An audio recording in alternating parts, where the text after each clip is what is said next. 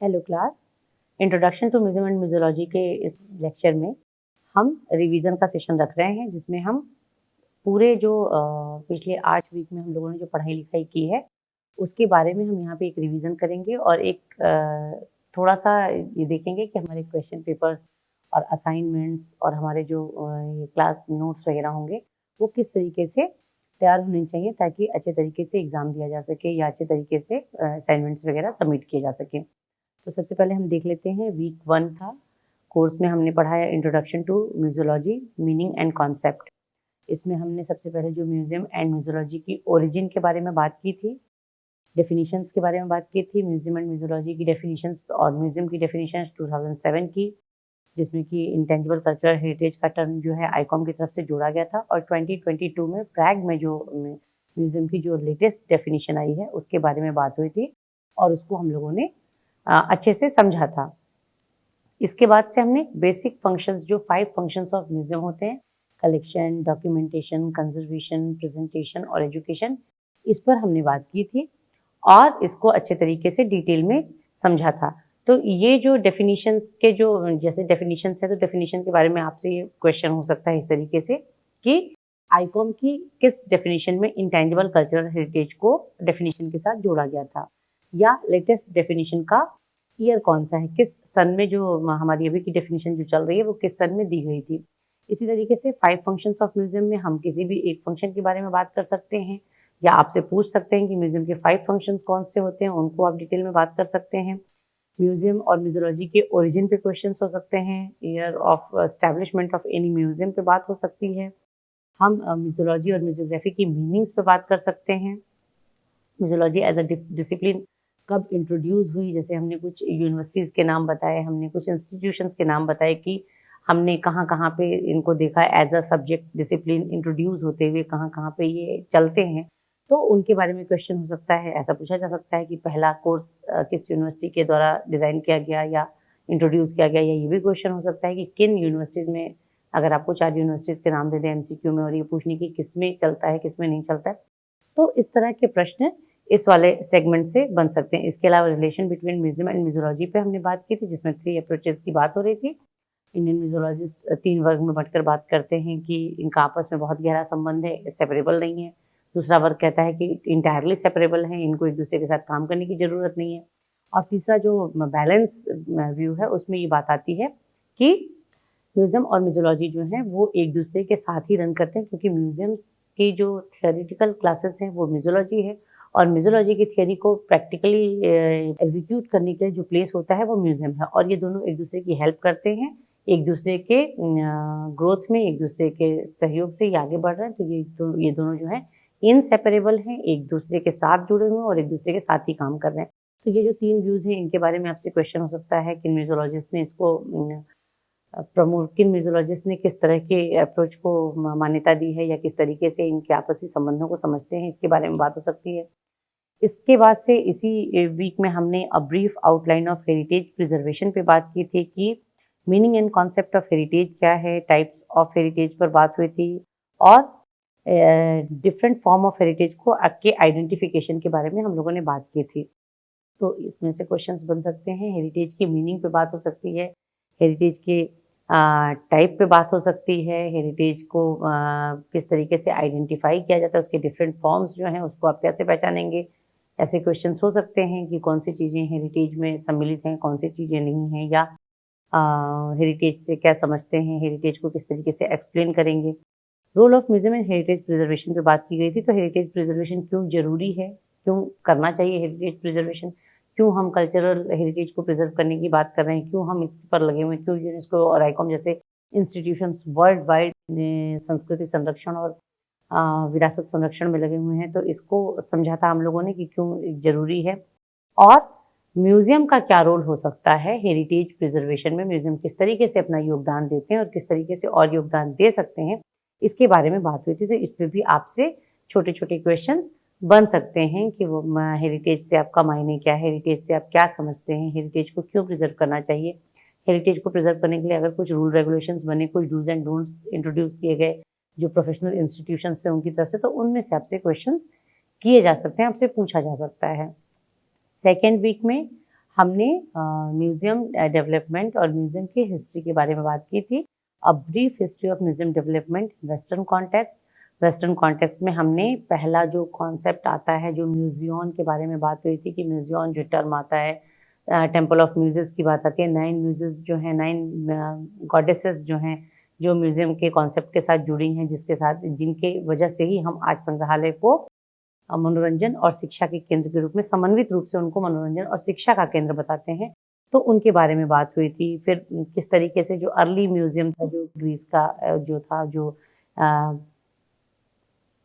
Egypt का जो early museum था, अलेक्जेंड्रिया के बारे में बात करते हैं हम, ग्रीस के बारे में बात हुई थी। और एक लंबे समय तक जो गैप रहा और जो कलेक्टर्स थे, प्राइवेट कलेक्टर्स थे, उनके बारे में बात हुई। फिर हमने बात की अर्ली म्यूज़ियम्स इन रेनेसां पीरियड, जो बाद में जो पब्लिक म्यूज़ियम के रूप में जो पर्सनल कलेक्शंस थे, जो बाद में पब्लिक प्रॉपर्टी के तौर पर जिनको डोनेट किया गया और पब्लिक म्यूज़ियम्स जिनसे बने, तो अर्ली म्यूज़ियम्स जो रेनेसां एज के थे, उनके बारे में बात हुई। पहला पब्लिक म्यूज़ियम कौन-सा था विश्व का, पहला यूनिवर्सिटी म्यूज़ियम कौन था, पहला नेशनल म्यूज़ियम कौन-सा रहा। जैसे कि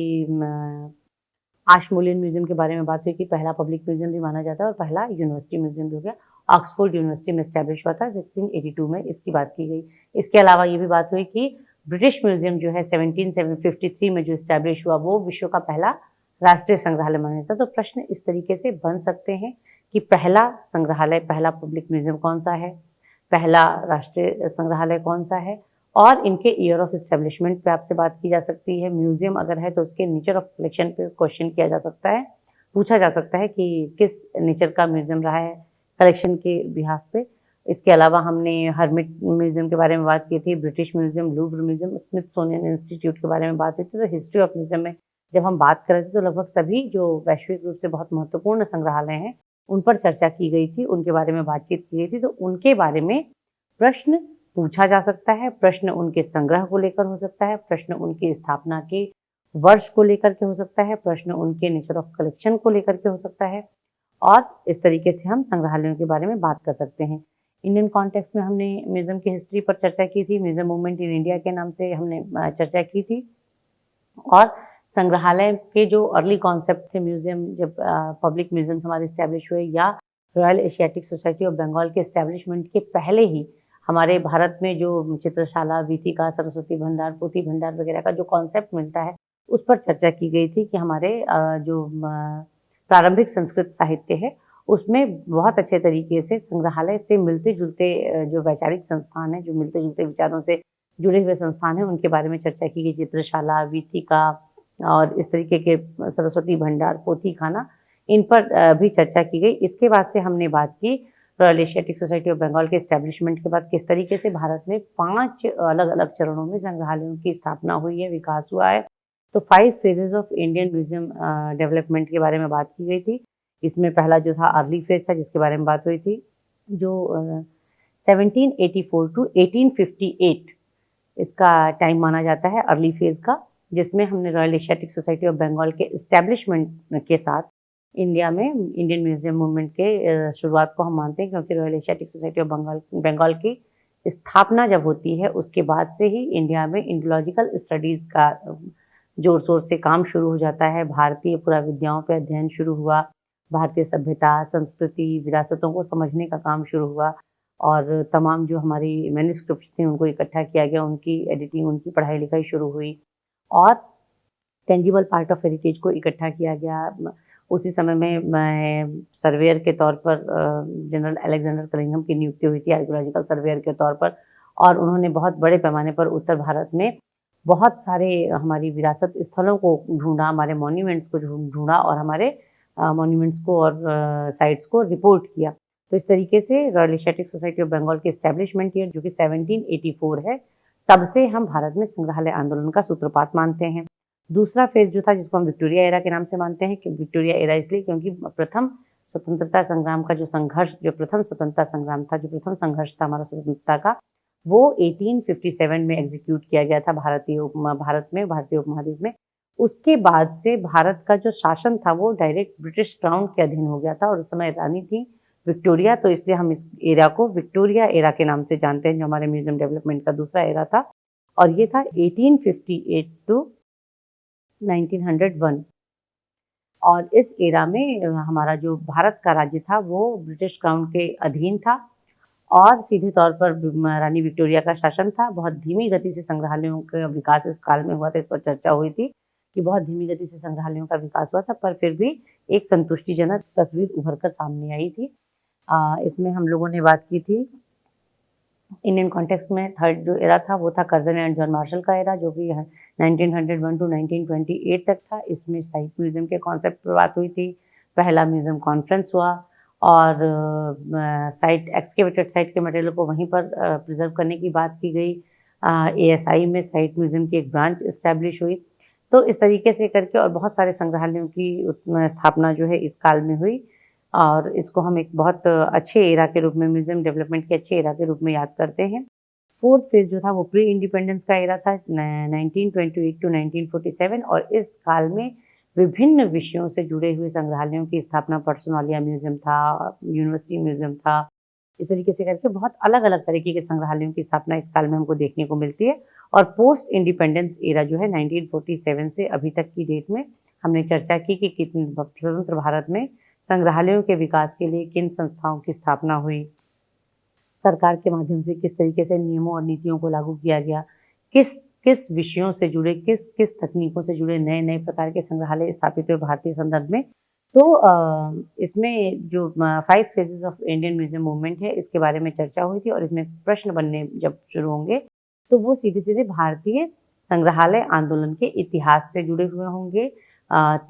पांचों जो फेज हैं उनकी डेट्स के बारे में क्वेश्चन हो सकते हैं, इनमें इस्टेब्लिश किए गए म्यूजियम्स के इस्टेब्लिशमेंट ईयर हो सकते हैं, नेचर ऑफ कलेक्शन के आधार पर उनके बारे में बात की जा सकती है, उनके आइडेंटिफिकेशन के बारे में बात की जा सकती है और किनके सहयोग से कौन सा संग्रहालय बना, क्योंकि कुछ जो है स्थानीय शासकों ने भी बहुत सहयोग किया था, स्थानीय जो हमारे ब्यूरोक्रेट्स थे, टेक्नोक्रेट्स थे, उन्होंने भी बहुत सहयोग किया था और ब्रिटिशर्स जो थे वो भी बहुत सहयोग कर रहे थे। तो किनके सहयोग से कौन से संग्रहालय स्थापित हुए, किस सन में स्थापित हुए, उनका नेचर ऑफ कलेक्शन क्या है, उनके मास्टर पीसेस क्या हैं, उनको कब तक चलते रहे या कब बंद हुए, इस तरह के प्रश्न जो हैं वो बन सकते हैं इस सेगमेंट में। वीक 3 में हमने क्लासिफिकेशन ऑफ म्यूजियम्स पे बात की थी और ये जो क्लासिफिकेशन ऑफ म्यूजियम था इसमें हमने on the basis of nature of collection पे बात की थी पहली बार और दूसरी बार ऑन द बेसिस ऑफ उनके एडमिनिस्ट्रेशन पे बात की थी। तो पहले जो basis of nature of collection पे बात की थी उसमें हमने बात की थी सामान्य संग्रहालयों की, जनरल म्यूजियम्स जो हैं, आर्ट एंड आर्कियोलॉजिकल म्यूजियम्स हैं, फिर केवल कला के संग्रहालय थे, natural history museums, site museums, anthropological museum, पर्सनोलिया म्यूजियम और कुछ वेरियस काइंड ऑफ म्यूजियम्स की हमने बात की थी। तो ये जो सेगमेंट, ये जो अलग अलग नाम हैं, जनरल संग्रहालय जो सामान्य संग्रहालय है, कला और पुरातत्व संग्रहालय हैं, सिर्फ कला के संग्रहालय हैं, प्राकृतिक विज्ञान संग्रहालय हैं, तो साइट म्यूजियम है, एंथ्रोपोलॉजिकल म्यूजियम्स हैं, इनके कुछ कुछ नाम भी आए थे कि कौन से संग्रहालय किस कैटेगरी में आते हैं। तो इन संग्रहालयों के बारे में आपसे चर्चा की जा सकती है। नेचर ऑफ कलेक्शन के आधार पर संग्रहालयों को कैसे पहचानते हैं, कौन से संग्रहालय किस कैटेगरी में आते हैं और इनका स्थापना वर्ष क्या है। इनको अगर कहीं से, जैसे कि राष्ट्रीय मानव संग्रहालय को दिल्ली में बना करके भोपाल स्थानांतरित किया गया या NRLC लखनऊ को दिल्ली में इस्टेब्लिश करके लखनऊ में स्थानांतरित किया गया, तो ये जो इनके ट्रांसफ़र वाले ईयर्स हैं इनके बारे में आपसे बात की जा सकती है। इसके अलावा classification of museum on the basis of nature of administration की जब बात करते हैं तो गवर्नमेंट ऑर्गेनाइजेशन म्यूजियम्स, कौन सा म्यूजियम जो है वो किस एडमिनिस्ट्रेटिव पैटर्न में आता है, कौन सा राष्ट्रीय संग्रहालय है, कौन सा स्टेट म्यूजियम है, कौन सा गवर्नमेंट म्यूजियम है और कौन सा प्राइवेट म्यूजियम में आता है, इसके बारे में आपसे चर्चा की जा सकती है, प्रश्न पूछे जा सकते हैं। इस पर प्रश्न इस तरीके से आ सकते हैं। कुछ पॉपुलर जो म्यूजियम्स हैं, इंडियन म्यूजियम्स हैं, इंटरनेशनल म्यूजियम्स हैं, उनकी केस स्टडी भी यहाँ पे प्रस्तुत की गई थी। तो जैसे ब्रिटिश म्यूजियम लंदन के बारे में, उनका स्थापना वर्ष, उनके गैलरीज के नंबर हो सकते हैं, उनकी टोटल कलेक्शन के नंबर के बारे में पूछा जा सकता है, उनके मास्टर पीसेज जो हैं, उनके जो खास आकर्षण हैं, उनके बारे में बात की जा सकती है। लूव्र म्यूजियम के बारे में भी इसी तरीके से स्थापना वर्ष, मुख्य जो कलेक्शन है, मास्टरपीस क्या हैं, कौन कौन से वर्षों में कुछ नए पैटर्न देखने को मिलते हैं, कुछ चेंजेस देखने को मिलते हैं, इस तरह के प्रश्न किए जा सकते हैं। Indian museum Kolkata, national museum नई दिल्ली, भारत कला भवन BHU और इंदिरा गांधी राष्ट्रीय मानव संग्रहालय भोपाल इस सेगमेंट में पढ़ाया गया था। इस वीक में इसके बारे में बातचीत हुई थी, इस पर हम लोगों ने चर्चा की थी। तो इन सभी संग्रहालयों के स्थापना वर्ष, इनका एडमिनिस्ट्रेटिव पैटर्न क्या है, इनके मास्टरपीसेस क्या हैं, इनके मुख्य आकर्षण क्या हैं और इनका मुख्य ऑब्जेक्टिव क्या है, इम्पोर्टेंस क्या है, इस पर प्रश्न बन सकते हैं, इस पर प्रश्न पूछे जा सकते हैं। वीक 4 की अगर हम बात करते हैं तो फंक्शन ऑफ म्यूजियम्स पे बात हो रही थी और जो 5 फंक्शंस हैं, कलेक्शन, डॉक्यूमेंटेशन, कंजर्वेशन, एग्जीबिशन और एजुकेशन, तो इनको डिटेल में इन पर चर्चा की गई थी। जैसे कि हमने जो बात हुई कि कलेक्शन के बारे में अगर हम बात कर रहे हैं तो कौन कौन से मीडियम है, कौन कौन से माध्यम है जिनसे संग्रहालय में संग्रह की वृद्धि होती है। तो उन 5 प्रकारों पे चर्चा हुई थी कि संग्रहालय में हम खरीद के माध्यम से कलाकृतियों को लाते हैं, एक्सकेवेशन और डिस्कवरी और एक्सप्लोरेशन के माध्यम से कलाकृतियों को लेकर आते हैं, एक्सचेंज में 2 म्यूजियम्स आपस में एक्सचेंज के माध्यम से कलाकृतियों में वृद्धि करते हैं, ऋण पर ली गई कलाकृतियाँ होती हैं, लोन लिया जाता है, इसके अलावा डोनेशन और गिफ्ट से भी हमको कलाकृतियाँ प्राप्त होती हैं। तो ये जो 5 प्रकार हैं, इनके बारे में चर्चा की जा सकती है कि कला एवं पुरातत्व संग्रहालयों में संग्रह करने का तरीका कौन सा होता है, कौन सा तरीका सबसे अच्छा है, किस तरीके से कलाकृतियाँ आई हैं, या किसी एक कलाकृति के विषय में ये प्रश्न पूछा जा सकता है कि ये किस तरीके से संग्रहालय में किसी बहुत फेमस अगर हमारे पास ऑब्जेक्ट्स हैं तो उनके बारे में हम ये क्वेश्चन पूछ सकते हैं कि ये जो कलाकृति है किस तरीके से संग्रहालय में आई है। फंक्शन ऑफ म्यूजियम में हमने फिर डॉक्यूमेंटेशन के बारे में बात की थी, डॉक्यूमेंटेशन के ऑब्जेक्टिव्स क्या हैं, उसके जनरल प्रिंसिपल्स क्या हैं, प्रोसेस ऑफ डॉक्यूमेंटेशन पे बात हुआ था कि उसके 3 पार्ट होते हैं। हमने एक्सेशनिंग, मार्किंग और रजिस्ट्रेशन के बारे में बात की थी। एक्सेशन नंबर देने की टेक्निक्स के बारे में बात हुई थी कि वो रनिंग सिस्टम होता है, डेसिमल सिस्टम होता है, 2 डिजिट में और 3 डिजिट में उनको हम एक्सेशन नंबर देते हैं और एक्सेशन नंबर जो होता है वो यूनिक आइडेंटिफिकेशन होता है किसी भी एक आर्ट ऑब्जेक्ट का। तो इस तरीके से हमने जो डॉक्यूमेंटेशन के प्रोसेस में ये बातें बताई थी, इन पर प्रश्न किया जा सकता है। सिस्टम ऑफ डॉक्यूमेंटेशन है, उसमें हमने डिजिटल डॉक्यूमेंटेशन और मैनुअल डॉक्यूमेंटेशन के बारे में चर्चा की थी और एक्सेशन नंबर पे बात हुई थी कि किस किस तरीके के एक्सेशन नंबर होते हैं, मार्किंग में क्या सावधानियां रखनी थी, इनके बारे में बात की थी। तो इन पर प्रश्न बन सकते हैं, इन पर प्रश्न किए जा सकते हैं। इसके अलावा हमने म्यूजियम एग्जीबिशन पर पढ़ाई लिखाई की थी। तो म्यूजियम एग्जीबिशन जो उसके ऑब्जेक्टिव्स क्या हैं, अगर हम कोई एग्जीबिशन ऑर्गेनाइज कर रहे हैं तो उस एग्जीबिशन को ऑर्गेनाइज करने के लिए हमें किन किन बातों का ध्यान रखना पड़ता है, किन किन चीज़ों को साथ लेकर के चलना पड़ता है, किस तरीके से पूरा म्यूजियम जो है वो मिलकर के एक एग्जीबिशन को अरेंज कर सकता है, इसके बारे में बात हुई थी। टाइप ऑफ एग्जीबिशन है, 3 टाइप ऑफ एग्जीबिशन है, जिसमें हमने परमानेंट, टेम्परेरी और मोबाइल एग्जीबिशन के बारे में बात की थी। तो इन तीनों एग्जीबिशंस के अरेंज करने में इनके बेसिक्स में कुछ चेंजेस हैं, जैसे कि बैकग्राउंड, लेबलिंग, लाइटिंग में कुछ अंतर आता है इन तीनों एग्जीबिशंस में। तो वो क्या है कि इंडिया में किस ईयर में ट्रैवलिंग एग्जीबिशंस किस म्यूजियम के माध्यम से कराई गई थी, इस पर प्रश्न बन सकते हैं। तो कुल मिलाकर के टाइप ऑफ एग्जीबिशन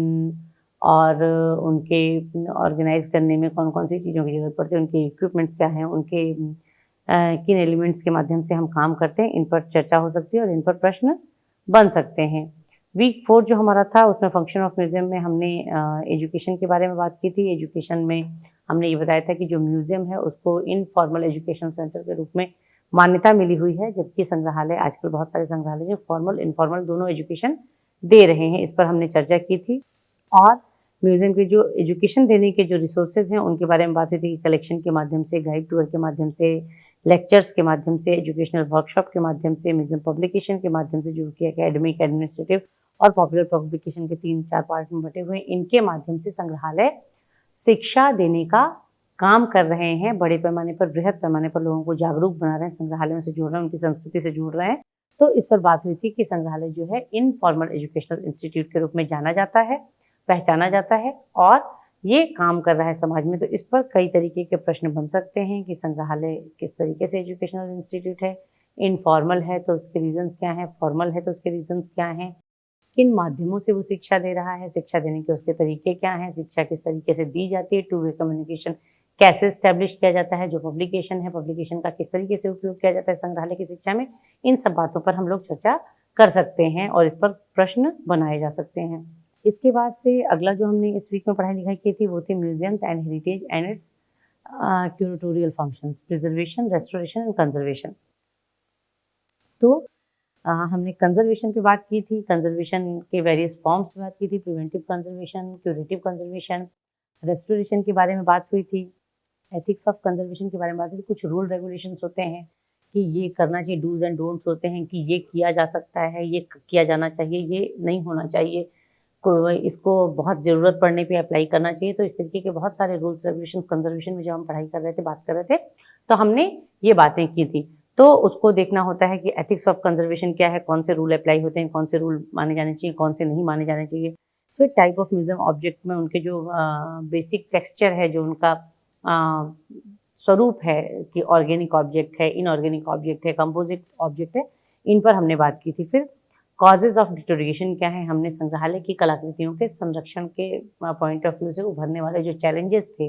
कि कॉजेज ऑफ डिटोरिएशन, क्षरण के कारण क्या क्या हैं, तो उसमें फिजिकल फैक्टर्स पे बात हुई थी, केमिकल फैक्टर्स पे बात हुई थी, बायोलॉजिकल फैक्टर्स पे बात हुई थी और ह्यूमन फैक्टर्स पे बात हुई थी, जो कि ह्यूमन वैंडलिज्म से रिलेटेड जो फैक्टर्स थे उन पर बात की गई थी। इसके अलावा प्रिवेंटिव मेजर्स पे बात की गई थी। तो ये जो पोर्शन है, इससे बहुत अच्छे से प्रश्न बन सकते हैं। कॉजेज ऑफ डिटोरिएशन पूछा जा सकता है, जो अगर बायोलॉजिकल ग्रोथ जो कॉजेज हैं, बायोलॉजिकल अगर कॉजेज हैं, तो एल्गी, लाइकेन, मॉस, इनके प्लांट फैमिली क्या है, इनका ग्रोथ किस तरीके से होता है, या फिर ह्यूमन वैंडलिज्म में किन चीज़ों को रखा गया है। प्रिवेंटिव मेजर्स में हम टेम्परेचर, लाइट और ह्यूमिडिटी को किस लेवल तक कंट्रोल करके रखते हैं, और बाकी के प्रिवेंटिव मेजर्स म्यूजियम की गैलरी के अंदर क्या हैं, जिनसे हम अपनी कलाकृतियों को सुरक्षित रख सकते हैं, संरक्षित रख सकते हैं। इस पर हम लोग चर्चा कर सकते हैं, इस पर प्रश्न बन सकते हैं, इस पर पूछा जा सकता है। वीक 5 में हमने म्यूजियम एंड हेरिटेज मैनेजमेंट पे बात की थी। Resource of heritage management, institutes जो हेरिटेज मैनेजमेंट के फील्ड में काम कर रहे हैं, म्यूजियम और हेरिटेज मैनेजमेंट के में रोल ऑफ म्यूजियम्स पे बात की गई थी। तो इस पर आप समझ सकते हैं कि हेरिटेज मैनेजमेंट के फील्ड में तो जो इंस्टीट्यूट्स काम कर रहे हैं, जो लोग काम कर रहे हैं, और हेरिटेज के मैनेजमेंट में म्यूजियम्स का क्या रोल है, इस पर आपसे प्रश्न किए जा सकते हैं। अगला जो टॉपिक उस वीक में डील किया गया वो था concept of heritage study, tangible heritage. Tangible heritage में हमने बात की थी कि टेंजिबल में जो होता है फॉर्म ऑफ टेंजिबल हेरिटेज की बात हुई थी, जिसमें इमूवेबल और मूवेबल हेरिटेज पर बात की गई थी, और management of movable heritage management पे बात हुई थी। Tangible heritage as world heritage के तौर पर बात की गई थी। इंडिया और टेंजिबल हेरिटेज के बारे में, इंडिया और उसके इंटेंजिबल हेरिटेज पर बात हुई थी। इंस्टीट्यूशंस जो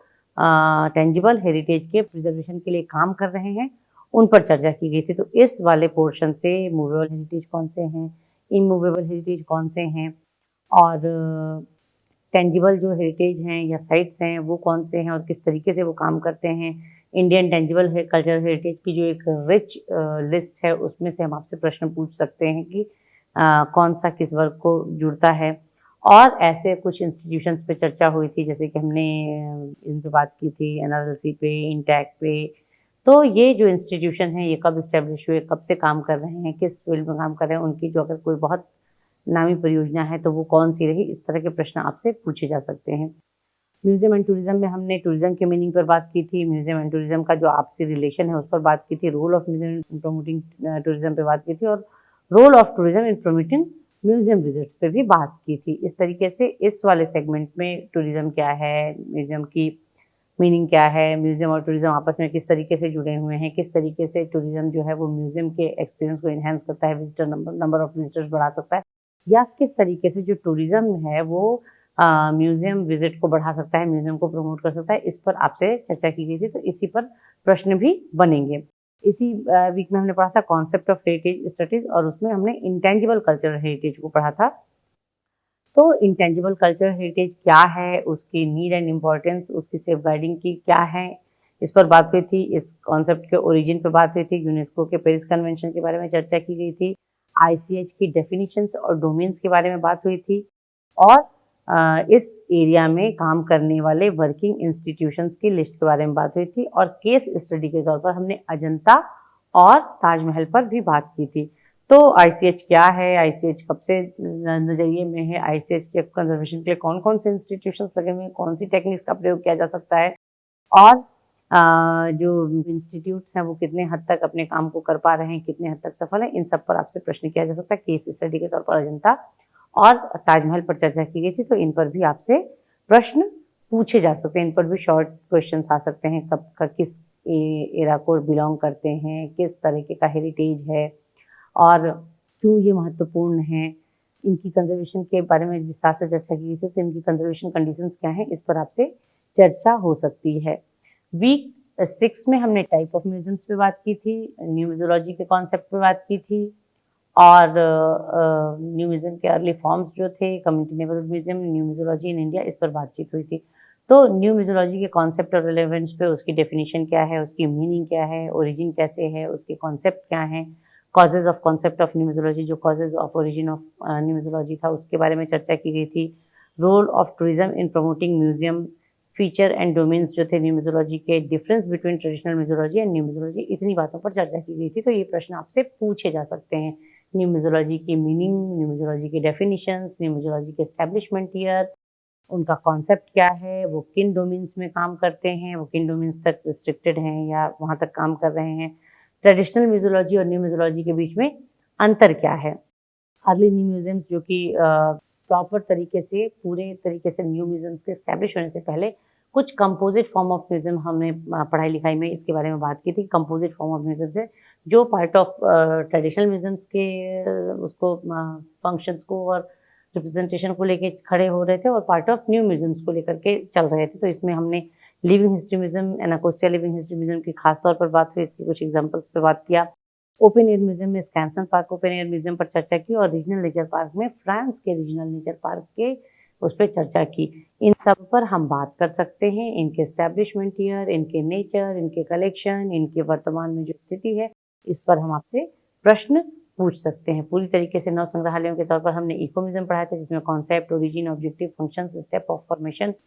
eco museum in Cortemilia, Italy. तो हमने इको म्यूजियम एस्टैब्लिशमेंट, विभिन्न संसार के विभिन्न हिस्सों में उनके काम-काज, उनकी ज़रूरतें, इस पर बातचीत चर्चा की और इको म्यूजियम ऑफ कोर्टेमिलिया का केस स्टडी भी आपके सामने रखा कि किस तरीके से वहाँ की अथॉरिटी और वहाँ के लोगों ने मिलकर एक लगभग नष्ट हो चुके, बर्बाद हो चुके जो एरिया था, जो कस्बा था, उसके उद्योग धंधे व्यापार को रीएस्टैब्लिश किया और उसको एक prominent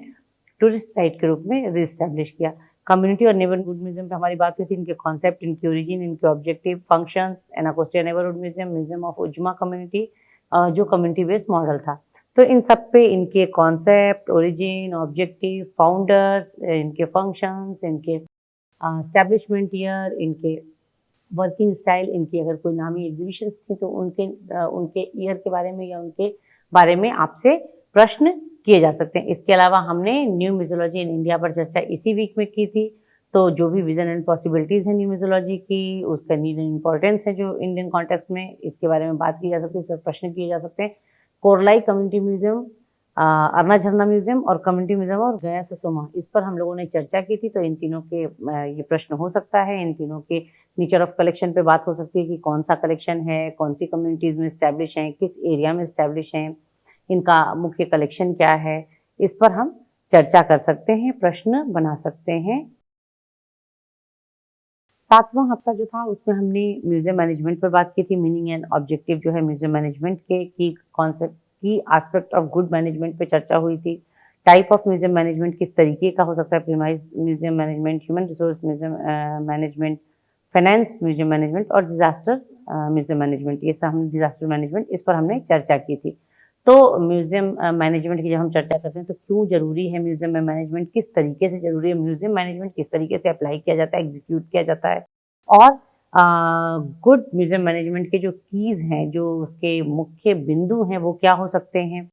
type of museum management में जो 4 बात हो रही, premise management, human resource management, finance management और डिजास्टर मैनेजमेंट, तो इनके बारे में अलग अलग बातें की गई थी कि किस तरीके से म्यूजियम इटसेल्फ को मैनेज किया जाता है डे टू डे के संचालन के लिए,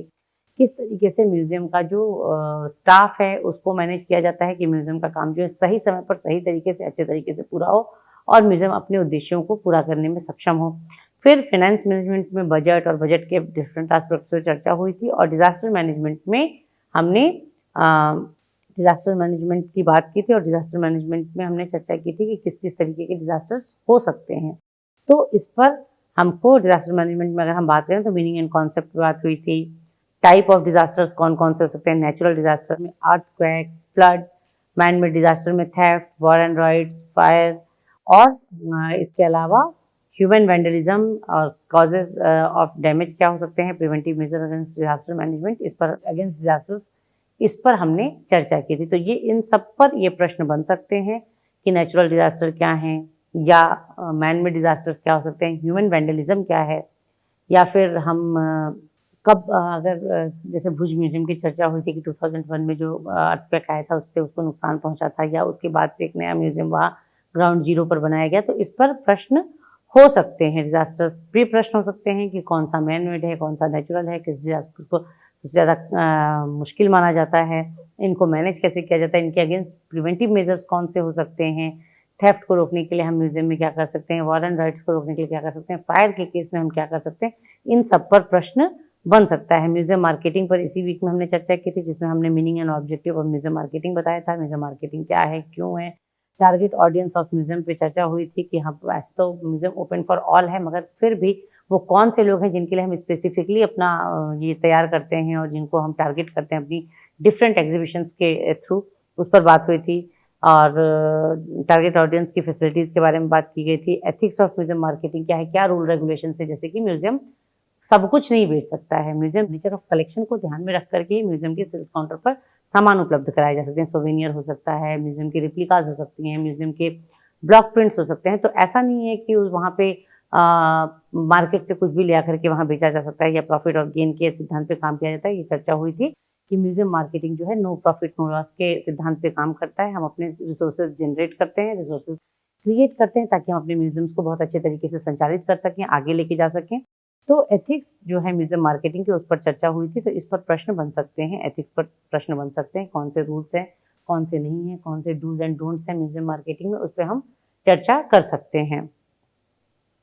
इसके अलावा पब्लिक रिलेशन इन म्यूजियम पे चर्चा हुई थी कि हम अपनी ऑडियंस को किस तरीके से ट्रीट करेंगे, किस तरीके से उनके लिए प्रचार प्रसार की रणनीति बनाएंगे, उनके रिस्पांस को किस तरीके से एंटरटेन करेंगे, कैसे हम अपने ज़्यादा से ज़्यादा दर्शकों से अपने आप को जोड़ सकेंगे संग्रहालय के तौर पर। तो इस पर चर्चा हुई थी, पब्लिक रिलेशन पे चर्चा हुई थी। Role of media in museum marketing, कौन कौन से मीडिया हैं, उनके क्या उनके रोल्स हो सकते हैं, किस तरीके से हम उनको अपने म्यूजियम मार्केटिंग में या म्यूजियम की पब्लिसिटी में यूज़ कर सकते हैं, इस पर चर्चा हुई थी। और type of media and it's uses in museum marketing पर विस्तार से चर्चा की गई थी। और इसमें हम पूछ सकते हैं डिफरेंट काइंड ऑफ मीडिया की एप्लीकेबिलिटी किस एरिया में है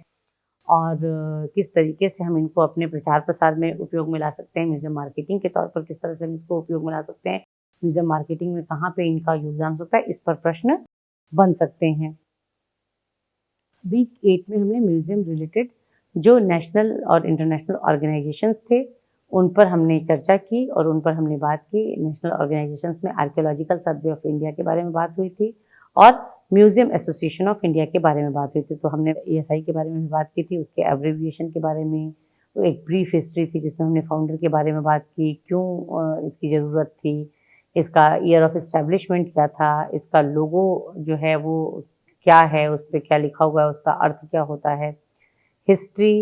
ऑफ एएसआई, फंक्शंस क्या हैं, काम क्या कर रहा है, रीजनल जो सेंटर्स हैं उसके बारे में बात की गई थी। तो एएसआई के इस सेगमेंट से year of establishment, first director general, वर्तमान डायरेक्टर जनरल और इनके काम क्या हैं, इनके सर्किल ऑफिसर्स क्या क्या हैं, इनके कवरेज एरिया में कौन सा आता है, कितने साइट म्यूजियम्स ये रन कर रहे हैं, कितने साइट म्यूजियम्स जो हैं पिछले 5 सालों में बने हैं, कितने साइट म्यूजियम्स पे भी काम चल रहा है, कौन से नए नए लेटेस्ट जो एक्सकेवेशंस इनके माध्यम से कराए गए हैं वो कौन से हैं, इन सब पर प्रश्न बनाए जा सकते हैं। म्यूजियम एसोसिएशन ऑफ इंडिया की बात करें तो उसमें हमने पढ़ा एब्रिविएशन जो है उसका माई के तौर पर इसको हम जानते हैं, उसके फाउंडर कौन है, फाउंडेशन का ईयर क्या है, हिस्ट्री क्या है, लोगो क्या है, इस संस्था का मिशन एंड विज़न क्या था और किस तरीके से ये संस्था अभी वर्तमान में काम कर रही है। एसोसिएटेड जो स्कॉलर्स हैं और जो एक्टिविटीज़ हैं उनके बारे में बातचीत की गई थी। तो अगेन यहाँ से उस तरह के प्रश्न बन सकते हैं कि उसका फुल फॉर्म क्या है, लोगो क्या कहता है, कितने लोग जुड़े हुए हैं, किस ईयर में कौन से बड़ी चर्चाएं हुई और किस तरीके से ये इंडियन म्यूजियम वर्ल्ड को सपोर्ट कर रहा है, इस पर चर्चा हो सकती है। फिर हमने यूनेस्को पर चर्चा की, यूनेस्को के बारे में बात की। यूनेस्को एक वैश्विक संस्थान है, तो किस तरीके से ये काम करता है, इसकी काम करने की प्रक्रिया क्या है, इसका एक शॉर्ट हिस्ट्री ब्रीफ हिस्ट्री में बात किया कि किस तरीके से इसको ये अस्तित्व में आया और क्या काम करता है। तो इसके foundation year, logo, history, objectives, expertise, role of UNESCO in protecting heritage, इसके जो फर्स्ट डायरेक्टर थे या लास्ट डायरेक्टर जो अभी हमारे लेटेस्ट जो हैं डायरेक्टर हैं इनके बारे में हम पूछ सकते हैं, बातें कर सकते हैं। यूनेस्को की लिस्ट के जो बारे में बात हो सकती है कि टेंजिबल इंटेंजिबल कल्चर हेरिटेज की जो लिस्ट है, इंडेंजर्ड कल्चर हेरिटेज की जो लिस्ट है, गुड प्रैक्टिसेस की जो लिस्ट है, इन लिस्टों को किस किस ईयर में तैयार किया गया है, किस किस ईयर में इन पर कन्वेंशंस आए हैं, क्या हैं डूज एंड डोंट्स जो यूनेस्को की तरफ से टाइम टाइम पे एडवाइजरी आती है, इन पर हम चर्चा कर सकते हैं और प्रश्न बना सकते हैं। अगला हमने आईकॉम के बारे में पढ़ाई की, इंटरनेशनल काउंसिल ऑफ म्यूजियम, जो कि वैश्विक मंच है, अंतर्राष्ट्रीय रूप से संग्रहालयों को वैश्विक मंच प्रदान कर रहा है। तो इसके हमने abbreviation, founder, foundation year, logo, history, functions and missions, governing bodies, code of ethics, international and regional committees किस तरीके से काम करते हैं, किस तरीके से ये अपने कामों का इवैल्यूएशन करते हैं, किस तरीके से ये वर्ल्ड वाइड म्यूजियम्स की हेल्प कर रहे हैं कोड ऑफ एथिक्स के माध्यम से और तमाम टेक्निकल असिस्टेंस के माध्यम से, इन सब पर चर्चा की गई थी। तो आईकॉम क्या है, आईकॉम क्यों है, आईकॉम कब स्थापित हुआ, आईकॉम किस तरीके से सहयोग कर रहा है, आईकॉम किस तरीके से सहयोग कर सकता है, आईकॉम किस किस किन की चीज़ों को लिस्ट करके चल रहा है, आईकॉम कौन सी नई चीज़ों पर प्रैक्टिस कर रहा है, इन सब के बारे में चर्चा और प्रश्न आपसे किए जा सकते हैं। अंत में हमने म्यूजियम ग्लोसरीज भी दी थी, जिसमें वो जो स्पेसिफिक टर्म्स जो म्यूजियम एंड म्यूजियोलॉजी के तौर पर म्यूजियम में म्यूजियोलॉजिस्ट के तौर पर यूज़ किए जाते हैं या म्यूजियम टीचिंग में यूज़ होते हैं, उन जिनको समझना एक म्यूजियोलॉजी के कोर्स के समझने वाले को पढ़ने वाले व्यक्ति के लिए जानना और समझना ज़रूरी है, उन पर चर्चा की गई थी। तो उन शब्दों में से कुछ प्रश्न आपसे पूछे जा सकते हैं। इस तरीके से करके समराइज वे में कहें तो सभी जो सेगमेंट्स पढ़ाए गए हैं, उनके एस्टेब्लिशमेंट ईयर, उनकी एक्टिविटी, उनका काम करने का तरीका, nature of collection, nature of museum, masterpieces वगैरह के बारे में हम बात कर सकते हैं, हम चर्चा कर सकते हैं और उस पर प्रश्न बन सकते हैं। ये एमसीक्यू टाइप के क्वेश्चंस ज़्यादा हैं, कुछ आपके असाइनमेंट्स हो सकते हैं और इनके माध्यम से आप अपना जो भी कोर्स है, कोर्स के अंदर जो कंटेंट है, उसी से रिलेटेड क्वेश्चन पेपर और असाइनमेंट्स आपके पास होंगे और आप बहुत आसानी से इनको देख कर के समझ सकते हैं और काम कर सकते हैं। Thank you.